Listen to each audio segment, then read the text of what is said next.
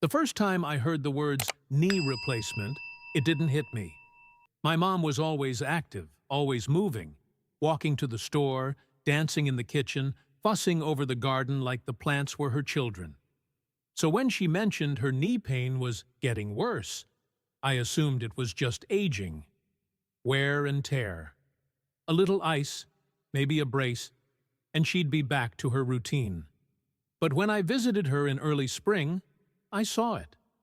Her steps were slow and uneven, like she was trying not to show pain. She clutched the edge of the kitchen counter when she thought I wasn't looking. The stairs? Off limits. She'd set up a makeshift sleeping area downstairs, something she'd never, ever do unless absolutely necessary. That's when she admitted it. She needed surgery. Not a maybe. Not a someday. A must. The surgery was scheduled. The cost was steep. Insurance covered some of it, but not all. The total gap? $12,000. Don't worry, she said. Your brother's handling it. That was the first time I exhaled all day. My brother, Adam, was doing well. A six-figure income, house with a pool, annual vacations to Europe. He'd been there for Mom physically, too. He lived closer and checked in more than I could. I was relieved.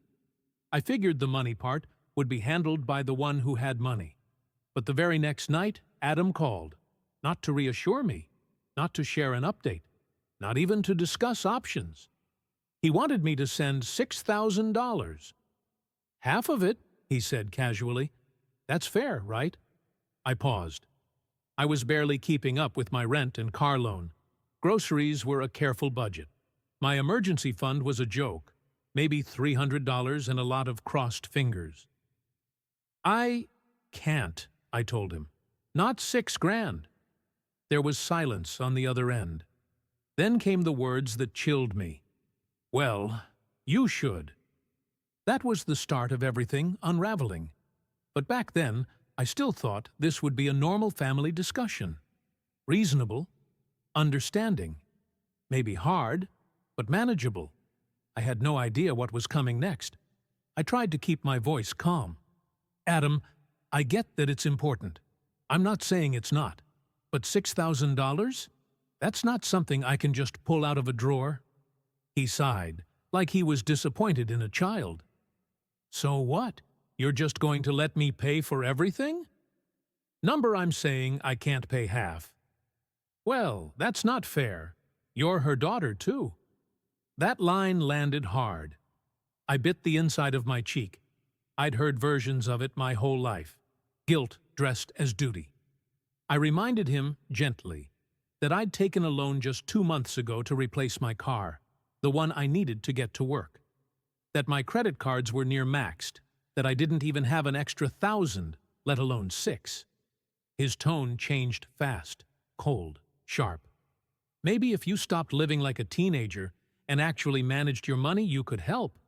Or maybe take another loan, like you did for your car. This is for Mom.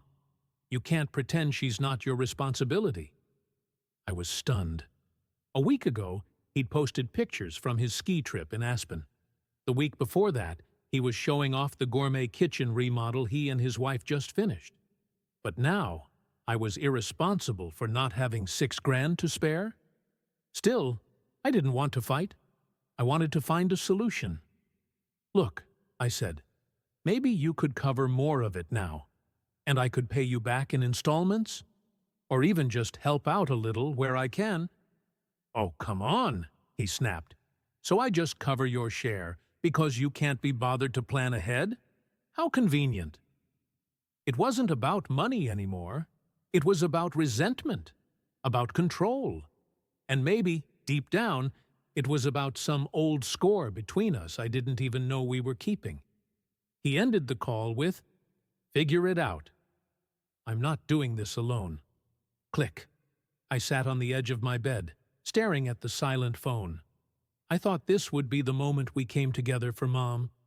But it was the moment I realized this wasn't going to be a team effort. It was going to be a test of survival. And I wasn't sure how long I could keep pretending everything was fine. 2 days passed.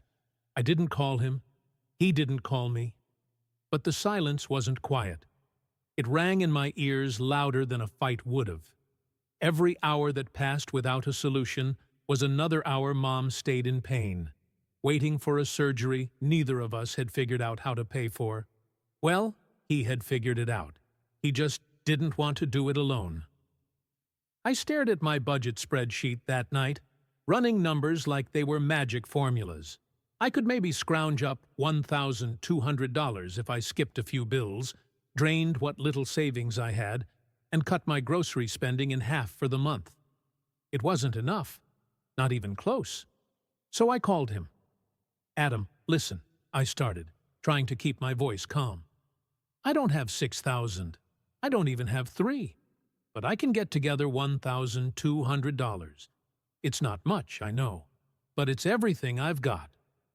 Silence. Then laughter. Not the kind that's warm or kind, the kind that cuts. "Wow. You think 1,200 is a contribution? Are you serious right now?" "I'm not pretending it's fair," I said, my cheeks hot. "But I'm doing what I can. I'm not sitting this out. I just can't match you dollar for dollar. That doesn't mean I don't care." He snapped.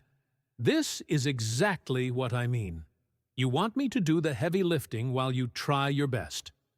Meanwhile, I'm the one rearranging my schedule, driving her to appointments, handling paperwork. I already give more of my time. But no, you want me to give more money too." "That's because you have more money," I said quietly.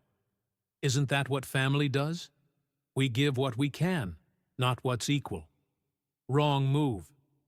"Don't you dare guilt me," he said, voice cold as steel. "I didn't work my ass off for 20 years to become everyone's safety net. You think just because I have a nice house and some vacation photos, I'm made of money? I'm not your backup plan." I wanted to scream. I wanted to remind him that this wasn't about me. It wasn't about him. It was about Mom, the woman who raised us, the woman who now couldn't climb stairs without tears in her eyes. But I couldn't say any of it, not with the wall he'd just built. Instead, I whispered, "Okay." He ended the call without another word. That night, I sat in the dark, wondering how we'd ended up here, 2 adult children fighting like enemies, while the woman who gave us everything waited in pain. And still, she didn't know. We were hiding the war while she waited for a miracle. But miracles weren't coming, only choices. And some of them would break what was left of us. I hadn't told Mom. Neither of us had. We agreed, unspoken somehow, that she didn't need more stress. She already moved like every step was a punishment. She still forced a smile when I visited, still asked about my problems, still made tea, even though her hands trembled slightly when pouring the kettle. So we shielded her. Or maybe we just didn't want her to see who we were becoming. But the truth was bleeding through the cracks. She asked one afternoon, "Is everything okay with you and Adam?" He seemed tense on the phone. I hesitated. For a second, I considered lying, just saying we were fine. But my mouth didn't move fast enough. My silence said too much. She put her hand over mine. "Sweetheart, what's going on?" So I told her. Not everything. Not the full venom of the last phone call. Not the part where he practically accused me of being a leech. But enough. That there were costs. That insurance wasn't covering everything. That Adam wanted me to split it equally. And that I couldn't. I waited for disappointment. Maybe even guilt. But instead, she looked away and sighed. "I should have known," she said softly. "This was always going to happen." I blinked. "What do you mean?" She didn't answer directly, just shook her head. "Your brother has always seen money as a scoreboard. I really hoped he'd be different with family." That hurt. And it healed, all at once. Because she knew. I wasn't crazy. I wasn't imagining the imbalance. I wasn't being selfish. But I don't want this surgery to break the two of you, she said. If it means canceling, maybe we find another way. Maybe. No, I said quickly, surprising myself. That's not even an option. The idea of her continuing in pain because we couldn't act like adults, that wasn't something I could live with. I left that visit with something I hadn't had before: clarity. I didn't have $6,000, but I had a voice. And maybe it was time to stop apologizing for using it. That night, I wrote Adam a message. Not angry, not begging, just honest. Mom knows now, and she's talking about canceling the surgery, not because of the pain, but because she's scared we'll never speak again. I hope that matters more than splitting a bill. I hit send. No reply. Not that night, not the next. But then, something happened, and it wasn't what I expected. 3 days passed after I sent the message. No response, no read receipt, nothing. I was torn between worry and fury. Maybe he was thinking it over. Maybe he was trying to find a way to help without losing face. Maybe, just maybe, he would realize what this was doing to all of us. Then the reply came. Not a call, not even a proper message, just a one-line text. You're unbelievable. That was it. No explanation, no attempt at middle ground. Just that cold little sentence, like a slap across the face. So I called him, and this time I didn't hold back. You think I'm unbelievable? I said, the moment he picked up. She's talking about canceling her surgery, Adam. She's in pain every day. And you're sitting on your high horse because you don't like being asked to do more than half? I am doing more than half, he snapped. I'm the one who drives her around. I'm the one who brings her groceries. You think that's free? And I'm the one drowning in bills, I shot back. Do you think I don't want to help more? You make 6 times what I do, Adam. 6. This isn't about fairness. It's about what's possible. You always pull that card, he said. Poor little you, always the victim. Maybe if you made better choices, you wouldn't be in this situation. That was it. You know what? You're not just being selfish. You're being cruel. There was a pause. Then came the words that ended it. Then you're dead to me. It was like the room tilted. I couldn't breathe. He hung up. I sat there, staring at the screen, wondering if this was really the moment my family broke for good. Over a bill. Over pride. Over the ugly belief that money equals moral superiority. I didn't sleep that night. Not because of the fight. Not even because of the words. But because I had no idea how I was going to tell Mom. And worse, I had no idea how we were going to move forward from this without her ever finding out what it had cost us. I didn't hear from Adam again. Not that week, not the next. The silence had gone from cold to cemented. Something permanent. Something I couldn't chip through even if I tried. But the surgery date was closing in. Mom had started talking about rescheduling, not because she wanted to, but because she didn't want to be a burden. That word broke me. I told her to hold the date. I told her I'd figure it out. And somehow, I meant it.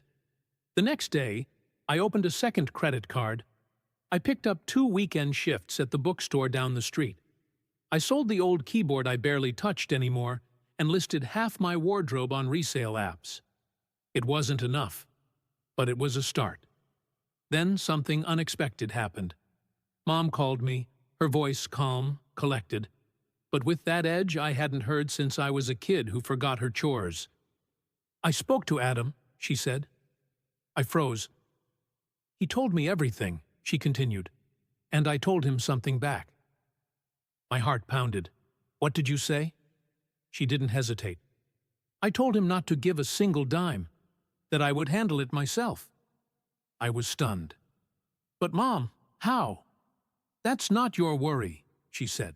I'm not choosing between my children, and I'm not letting pride or pressure dictate my health. Turns out, She had a small retirement savings account she'd never mentioned. She'd been holding it for emergencies, and this, she decided, was one. I hate using it, she admitted, but I hate seeing my family tear apart more. I didn't know whether to cry or scream. Relief and heartbreak slammed into each other like a head-on collision. She shouldn't have to do this, but she was doing it anyway, to protect us. That night, I lay in bed replaying her words, not to choose, not to divide. And somewhere in the silence I realized she was stronger than both of us. Not because she had money, but because she had resolve. And while Adam hid behind spreadsheets and self-righteous speeches, Mom, on aching knees, stood taller than either of us ever had. Mom's surgery went ahead. The recovery was tough, but she was tougher. For the first time in months, she stood without bracing herself, climbed stairs without flinching, danced, just a little, in the kitchen again. She never complained. Not once. Not about the pain, not about the money, and certainly not about Adam. She still talked to him. I didn't.